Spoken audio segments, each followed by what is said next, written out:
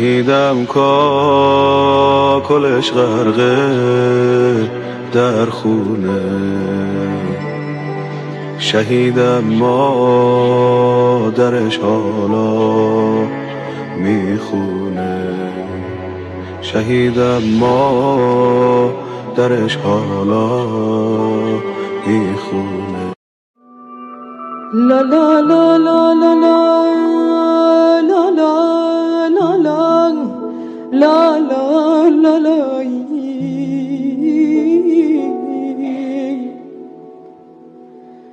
La la la la la la la la la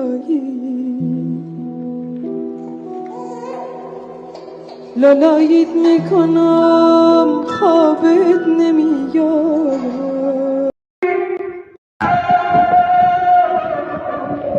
ইসলামের প্রথম বদর যুদ্ধ হয়েছিল রমজান মাসে। সেই রমজানেই ইরানে হামলা চালায় মার্কিন ইসরায়েল।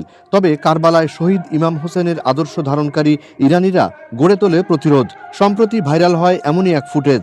যুদ্ধ শুরুর প্রথম দিন সন্ধ্যায় ইস্পাহানের নাকশে-ই-জাহান চত্বরে মাগরিবের আজান হচ্ছিল। রোজাদার ইরানিরা ছিলেন ইফতারে ব্যস্ত। ঠিক তখন আলো আঁধারির আকাশে ইসরায়েলের দিকে নিঃশব্দে উড়ে যাচ্ছিল ইরানের কয়েকটি ক্ষেপণাস্ত্র, যা দেখে মনে নাড়া দেয় ধর্ম ও দেশপ্রেমের এক চমৎকার অনুভূতি।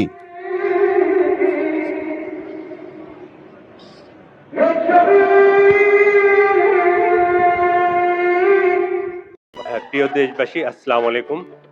আমি আপনাদের নবাবজাদা আলী আব্বাস উদ্দৌলা, নবাব সিরাজউদ্দৌলার আমি নবম রক্তধারা প্রজন্ম। আপনারা দেখছেন যে আসলে বর্তমান বিশ্ব কিভাবে চলছে, বাংলাদেশ কিভাবে চলছে, মানুষ মানুষের জন্য, জীবন জীবনের জন্য, এটাই হওয়ার কথা। আসলে কিন্তু সেভাবে চলছে না। আসলে খুব কষ্ট হয়। পৃথিবীটা যেভাবে চলছে, শোষিত হচ্ছে মানুষজন। আসলে আমাদের পূর্বপুরুষ নবাব আলীবর্দী খান ইরানের সিরাজ প্রদেশে উনি জন্মগ্রহণ করেন এবং ইরানের ইস্পাহানে উনি বড় হয়েছেন। তো আমি প্রথমেই শোক প্রকাশ করছি ইরানের রাহবার শহীদ আয়াতুল্লাহ আলী খামেনি। উনি শহীদ হয়েছেন এবং ওনার সাথে যারা নীতি নির্ধারক যারা শহীদ হয়েছেন, আমি সেটা শোকবার্তা জানাচ্ছি।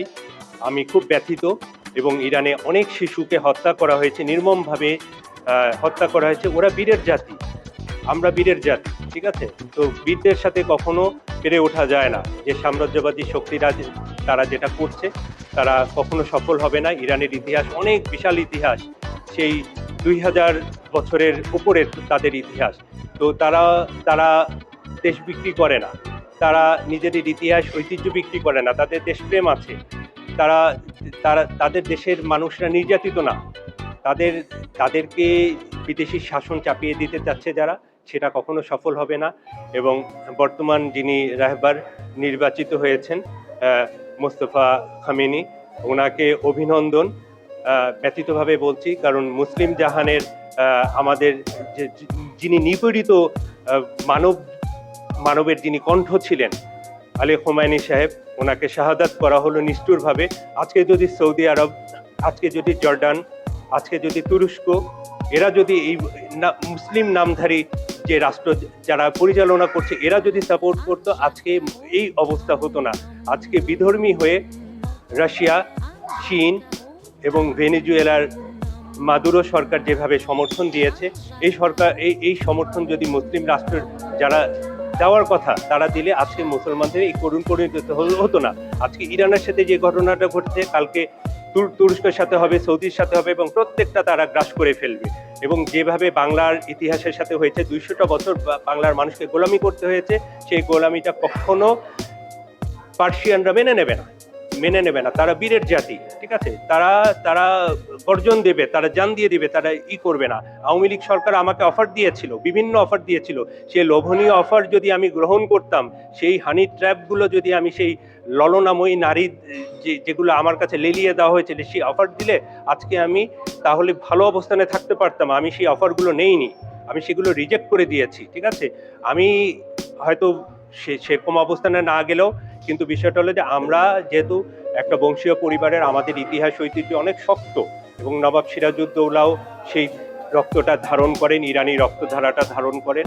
তো তো আমরা চাই যে আমাদের যে বিপরীত মুসলমানদের যে নেতা মারা গিয়েছেন, আমাদের সামনে ঈদ তো আসলে আমাদের জন্য আসলে খুব ইসের না। বিষয়টা হলো যে আমাদের ইরানকে সবাইকে সমর্থন করা উচিত, মুসলমান হিসেবে সমর্থন করা উচিত। এবং বিধর্মী যদি নিকোলাস মাদুরো যদি একজন বিধর্মী মানুষ হয়ে যদি ইরানকে সমর্থন দিয়েছেন, বা রাশিয়া যদি দিচ্ছে বা চীন দিচ্ছে, সেখানে মুসলমানরা কি করছে?